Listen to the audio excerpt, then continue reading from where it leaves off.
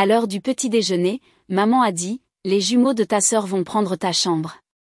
Ils ont besoin de plus d'espace pour grandir. Alors que j'ouvrais la bouche, papa a claqué son verre et a dit, soit tu es d'accord, soit tu quittes cette maison.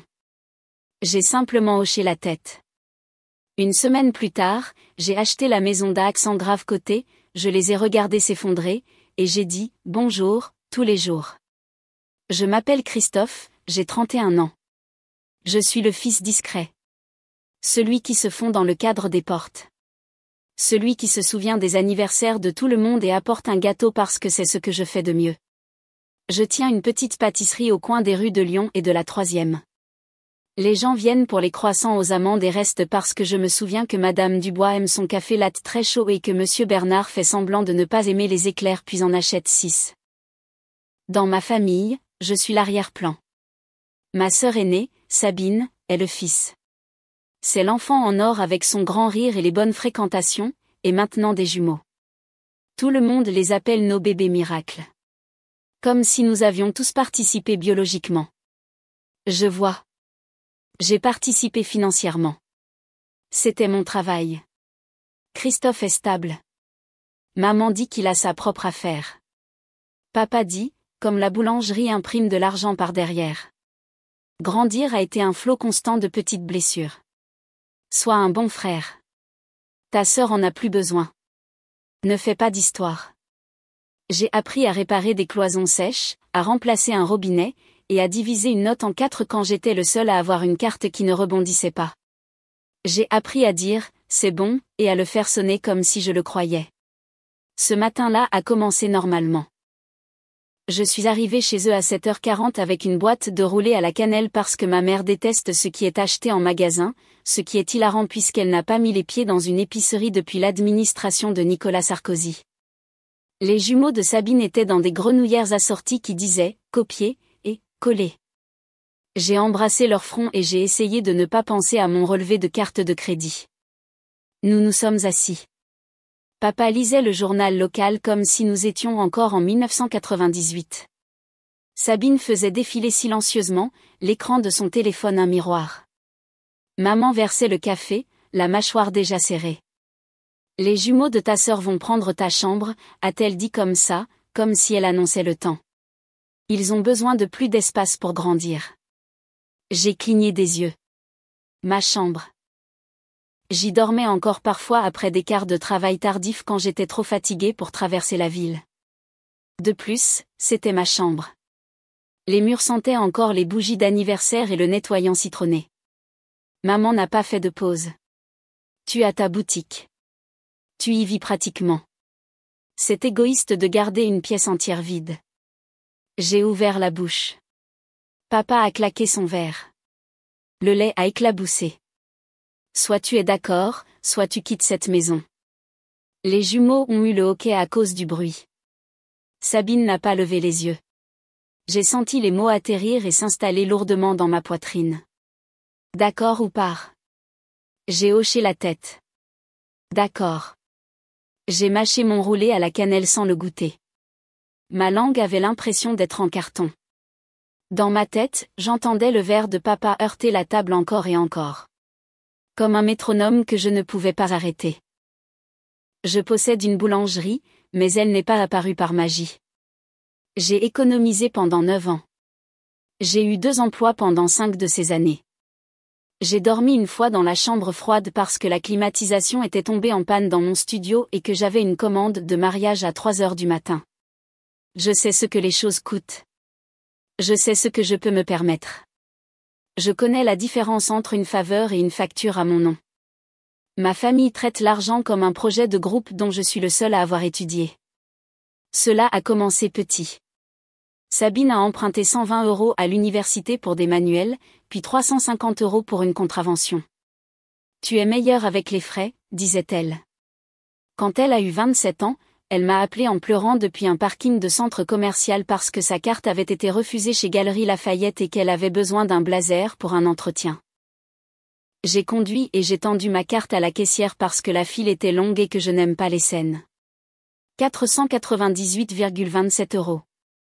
Je me souviens encore du nombre exact parce que plus tard cette semaine-là, j'ai sauté le déjeuner 3 jours de suite pour ne pas être à découvert. Mes parents n'ont jamais demandé d'où venait mon argent. Ils ont juste supposé que je l'avais. Tu es prudent, disait maman. Traduction, tu ne dis jamais non. Papa tenait un tableau de bord de ce qu'il faisait, pour nous. Comme si mon existence était une dette que je n'avais pas réglée. Un toit sur ta tête, marmonnait-il quand je ne sautais pas assez vite. De la nourriture dans ton assiette. Même si cette nourriture était principalement moi qui la cuisinais. Quand Sabine s'est mariée, j'ai fait un gâteau à 5 étages gratuitement et j'ai payé les frais de livraison express du fleuriste parce qu'il s'était trompé. Quand elle est tombée enceinte des jumeaux, j'ai été responsable du berceau, puis du deuxième berceau, puis de l'humidificateur, puis du meilleur humidificateur parce que le premier était trop bruyant. La liste de naissance ressemblait à celle d'un petit royal. Tout le monde a applaudi à la baby shower quand j'ai apporté le croque-en-bouche. Tante Josette m'a serré dans ses bras et a dit « Tu es la colle de cette famille. » La colle est collante. La colle tient les désordres des autres jusqu'à ce qu'elle sèche et se fissure. Je me suis dit que ça ne me dérangeait pas. J'aime être utile. J'aimais être le type sur qui les gens pouvaient compter. Mais ensuite les demandes ont changé de forme. Elles sont devenues plus grandes, plus lourdes. Elles sont venues avec des délais. 2 mois avant la naissance des jumeaux, papa a appelé. Pas de « bonjour ». Le bail de Sabine est terminé. Nous transformons le bureau en chambre de bébé. Tu t'occuperas des entrepreneurs. J'étais en train de pocher de la crème au beurre à la framboise sur 60 cupcakes. Papa, je suis en plein milieu d'eux. Il a parlé par-dessus moi. Nous avons besoin que ce soit fait avant juin. Ton magasin est lent au printemps, n'est-ce pas? Tu peux gérer le budget. Quel budget? Ai-je demandé, sachant déjà la réponse. Le nôtre, a-t-il dit, puis il a toussé. Le tien? Nous te rembourserons quand les choses s'équilibreront. Quand les choses s'équilibrent? J'ai tenu le tableau Excel. Je fais ça quand je sens que le contrôle m'échappe. La semaine du petit déjeuner, le total que j'avais avancé au cours de l'année écoulée s'élevait à 18 542,19 €. Je ne suis pas riche. Je suis un type qui vend des pâtisseries à 4,75 €. Ce chiffre brillait sur l'écran de mon ordinateur portable comme un avertissement. À peu près à la même époque, Sabine a commencé à laisser des cartons dans mon ancienne chambre. Juste pour l'instant, disait-elle. Puis une poussette est apparue. Puis 2. Puis la table à langer. Je la contournais la nuit comme un invité dans un musée de ma propre enfance. Les posters étaient toujours sur les murs, se recroquevillant au coin. Mon ancien trophée de football trônait de travers sur l'étagère à côté d'un chauffe-biberon que j'avais apparemment payé. La nuit précédant le petit déjeuner, j'ai travaillé tard sur une commande spéciale. Un mari voulait un gâteau qui ressemblait au premier livre que lui et sa femme avaient lu ensemble. Il m'a fallu 4 heures pour que le fondant soit parfait. Pendant que je travaillais, mon téléphone s'est illuminé avec des messages familiaux. Maman, n'oublie pas le petit déjeuner. 8 heures. Sabine, peux-tu apporter des roulés à la cannelle? Papa, sois à l'heure. J'ai fixé l'écran. Pas de « s'il te plaît ». Pas de « merci ». Juste des instructions. J'ai ignoré, car ignorer est une compétence maintenant. J'ai mis le gâteau en boîte. J'ai réglé mon réveil. Je suis allée à la maison où j'ai grandi et j'ai dormi sur un matelas à moitié couvert de couches que j'avais payées. Puis le matin, la phrase « Les jumeaux de ta sœur vont prendre ta chambre ». Le verre claqué. Soit tu es d'accord, soit tu quittes cette maison. Après que maman ait commencé à énumérer la logistique comme si nous étions à une réunion du personnel. Nous allons déménager tes cartons au garage, a-t-elle dit.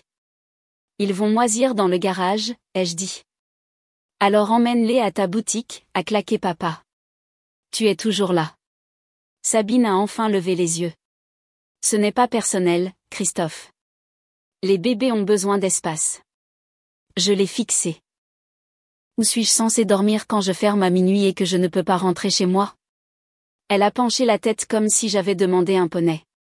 Tu peux dormir sur le canapé. Le canapé est le trône de papa. Le canapé est l'endroit où les plaintes vivent. Je m'imaginais recroquevillé là, l'écoutant respirer et juger. J'ai imaginé le tableau Excel. J'ai imaginé le reçu du blazer. D'accord, ai-je dit à nouveau, ma voix petite. D'accord.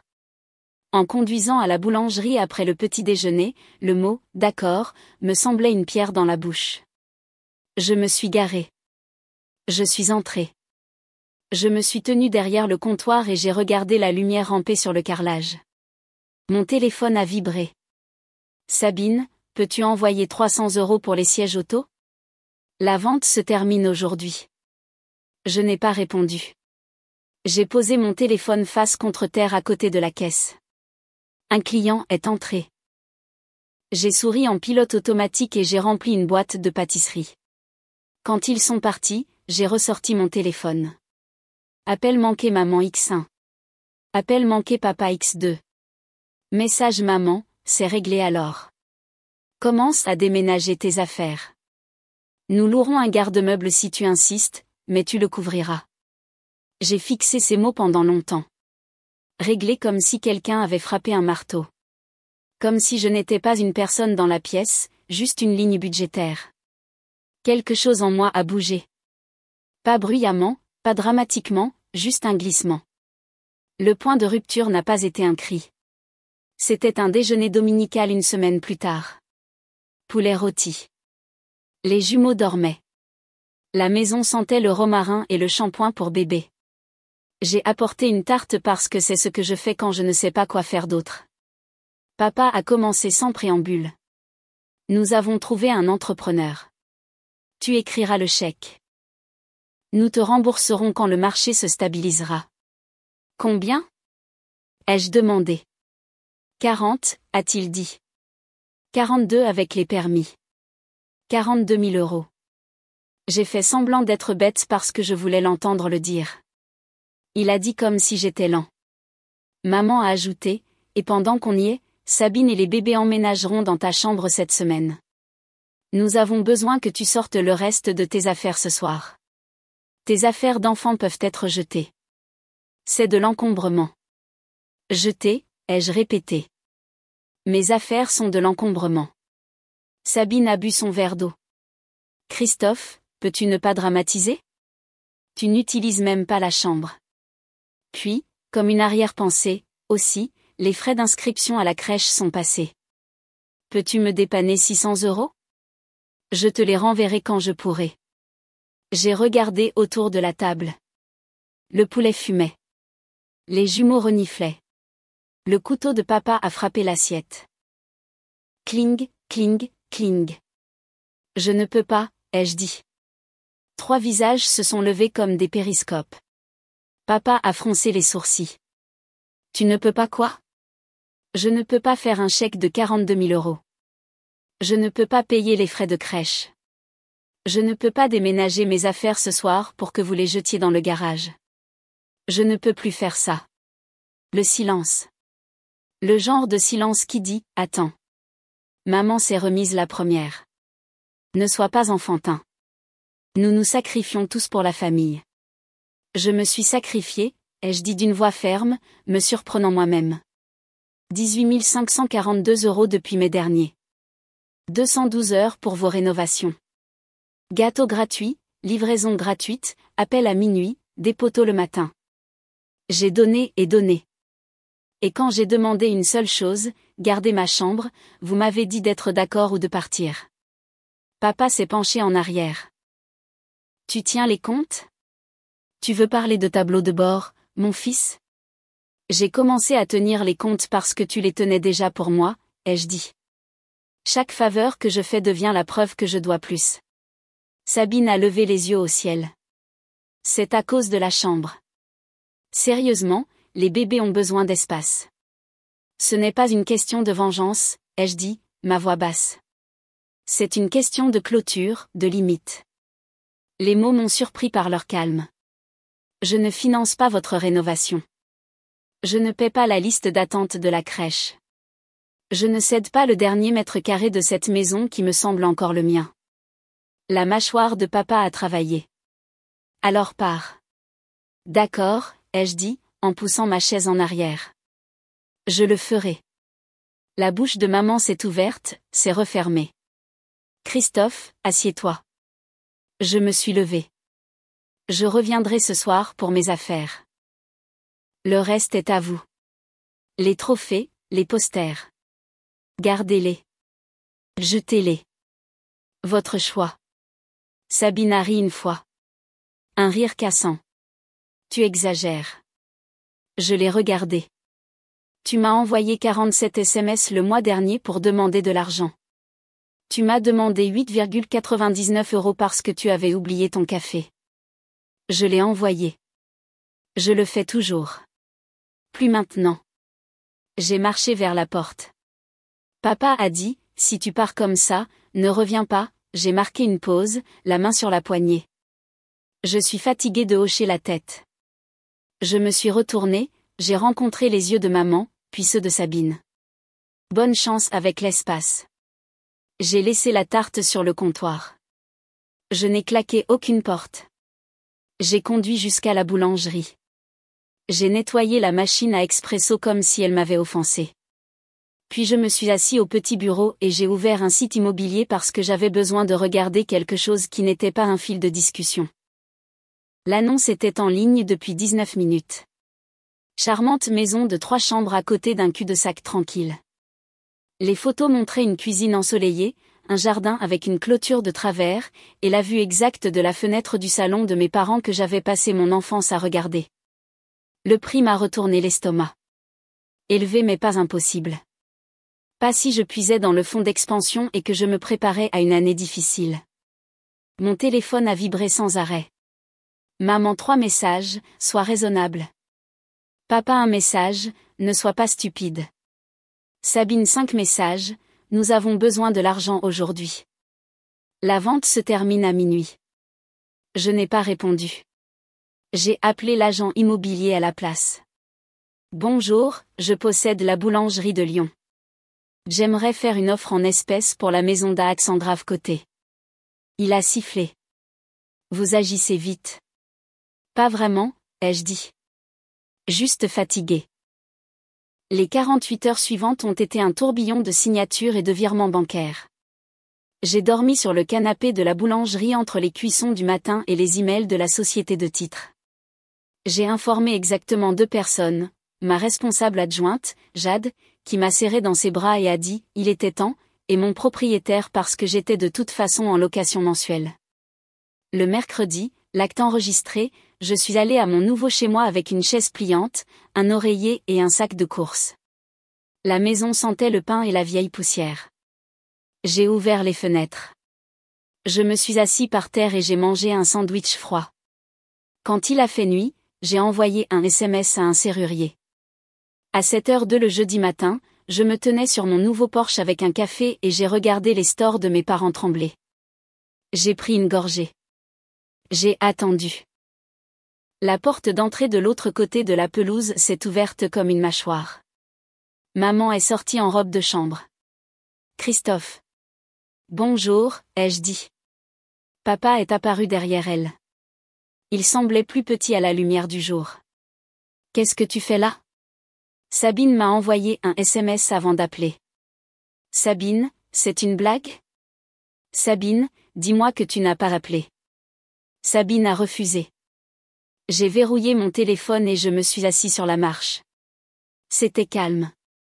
Pas encore paisible, juste calme. À midi, la machine à rumeurs tournait à plein régime. Tante Josette a appelé et a dit « Ta mère est hystérique ». Oncle Antoine a envoyé un SMS, coup de maître, gamin, avec un emoji pouce levé qui m'a fait rire malgré moi. J'ai éteint mon téléphone et j'ai monté un cadre de lit. Je ne suis pas bricoleur à la manière d'un influenceur YouTube, mais je peux suivre des instructions. Ça faisait du bien de fabriquer quelque chose qui restait là où je l'avais mis. Cet après-midi-là, papa est venu. Pas de « bonjour ». Tu trouves ça drôle? Non, ai-je dit. Je pense que c'est une conclusion. Une conclusion à quoi? Une conclusion, ai-je dit. Et des limites, a-t-il ricané. Tu as acheté une maison pour embêter ta sœur. J'ai acheté une maison parce que tu m'as dit de partir, ai-je dit. Et parce que je peux me permettre de vivre sans qu'on me dise ma valeur à chaque fois que vous avez besoin d'un chèque. Il a regardé derrière moi dans le salon vide. Et alors? Tu vas juste t'asseoir ici et nous regarder. Non, ai-je souri. Je dirai bonjour comme le font les voisins. Il a regardé longuement. Nous t'avons élevé. Je sais, ai-je dit. Merci. Il est parti en secouant la tête. 1 heure plus tard, maman a envoyé un paragraphe sur la trahison et la famille et comment je devrais avoir honte. 5 minutes après, un deuxième SMS. Peux-tu au moins apporter des roulés à la cannelle dimanche? Les jumeaux adorent ça. Je n'ai pas répondu. J'ai cuisiné pour mes clients et j'ai dormi comme une bûche. Vendredi, Sabine est venue en poussant la poussette double comme un bélier. Tu es fou, a-t-elle dit. Tu as mis maman dans l'embarras. Les gens parlent. Les gens parlent toujours, ai-je dit. La moitié du temps, ils se trompent. Tu aurais pu juste aider comme tu le fais toujours. J'ai aidé, ai-je dit. Pendant des années. Elle a croisé les bras. Papa dit que tu nous coupes les vivres. Je paie ce que je dois, ai-je dit. Hypothèque, charges, courses pour moi, salaire pour mon personnel. C'est la liste. Elle m'a regardé comme si j'avais commencé à parler français. Donc tu n'aideras pas avec la crèche? Non. L'entrepreneur? Non. Elle a ri, un son sec. Alors j'espère que tu apprécieras ta maison vide. Je le ferai, ai-je dit. Tu es la bienvenue pour une visite, avec un SMS d'abord et sans demande de paiement. Sa bouche s'est ouverte et fermée. Elle a fait demi-tour avec la poussette. Tu as changé. Oui, ai-je dit finalement. Pendant le week-end, les appels se sont accumulés. 61 appels manqués. Maman a laissé un message vocal en pleurant. Papa en a laissé un disant qu'il était déçu de l'homme que j'étais devenu. Sabine a envoyé une capture d'écran de son application bancaire comme si cela devait me toucher. J'ai fait un tour du pâté de maison. L'air sentait l'herbe coupée. Un voisin que je ne connaissais pas a fait signe. Nouveau dans le quartier? En quelque sorte, ai-je dit. Vieux mais nouveau. Le dimanche matin, j'ai préparé du café et je me suis tenue sur mon porche à 7h30. Les stores d'en face ont bougé. La porte d'entrée s'est ouverte. Maman est sortie, les yeux rouges. Papa planait derrière elle. Sabine se tenait sur le côté, les bras croisés. J'ai levé ma tasse. Bonjour. Personne n'a répondu. Ils sont rentrés. Ça a continué comme ça. Lundi. Bonjour. Mardi. Bonjour. Mercredi, papa a grogné. Jeudi, maman a fait un signe de la main sans y mettre de conviction. La semaine suivante, leur SMS était plus court et plus en colère, puis plus long et plus coupable, puis silencieux. Le silence a une forme. Il s'adapte différemment autour de vous quand vous le choisissez. La boulangerie me servait d'encre. Les gens continuaient à venir pour les croissants et les gâteaux d'anniversaire. Ignorant béatement que je m'entraînais à dire non dans la cuisine entre deux fournées, à voix haute, au rythme du mixeur. Non. Non, non. Cela semblait maladroit au début, comme de nouvelles chaussures. Puis cela ressemblait à se tenir droit après des années à être voûté. Les factures sont arrivées. L'hypothèque était réelle. J'ai réaménagé le fonds d'expansion et j'ai mis de côté une idée brillante pour le printemps. Jade a pris un quart de travail supplémentaire. J'ai annulé un abonnement que je n'utilisais jamais. Ce n'était pas glamour, mais c'était honnête. Mes chiffres étaient mes chiffres, pas un projet de groupe familial. Le dernier test est arrivé quand maman a envoyé une photo de mon ancienne chambre. Les berceaux étaient poussés contre le mur où se trouvait mon bureau. Les posters avaient disparu. La peinture était ce gris doux que tout le monde utilise quand on veut appeler une couleur intemporelle. Maman, tu vois, ils avaient besoin de l'espace. J'ai regardé la photo longtemps. Je m'attendais à une pointe de chagrin. Au lieu de cela, j'ai ressenti un petit clic propre, comme un verrou qui se ferme. Moi, je suis content qu'ils aient ce dont ils ont besoin. Maman, alors tu vas m'aider. Je l'ai déjà fait. Des semaines plus tard, la routine matinale est devenue un rituel. Je sortais avec mon café. Je regardais leurs portes. Parfois j'apercevais les petites mains des jumeaux agrippant l'air. Parfois papa ramassait le journal et faisait semblant de ne pas me voir. Parfois maman faisait un signe de la main embarrassée comme si la rumeur du voisinage courait toujours. Un matin, j'ai vu Sabine charger la poussette dans sa voiture. Elle m'a jeté un coup d'œil, a hésité, et a crié « Bonjour ». « Bonjour », ai-je dit. Elle a marché jusqu'au bord de la pelouse. « Tu n'es vraiment pas en colère ?» Je l'étais. J'ai dit « Maintenant, c'est fini ». Elle a donné un coup de pied dans une fissure du trottoir. Ce n'était jamais personnel. C'était toujours personnel, ai-je dit. Tu n'avais juste pas à le sentir. Elle a hoché la tête une fois. Je suis en train de comprendre des choses. Moi aussi, ai-je dit. Elle a ouvert la bouche, puis l'a fermée. Les jumeaux aiment ton rire, a-t-elle dit finalement. Ils rient quand ils t'entendent au téléphone dehors. Ça m'a jeté. Dis-leur que je leur dis bonjour. Je le ferai. Elle a attaché la poussette, puis a regardé en arrière. Tu fais toujours ces roulés à la cannelle tous les jours ? J'ai dit, 9 plateaux pour 9 heures du matin. Elle a souri faiblement. Peut-être que j'en achèterai samedi. Envoie un SMS d'abord, ai-je dit. Je les mettrai de côté. Après qu'elle soit partie en voiture, je me suis assis sur ma marche.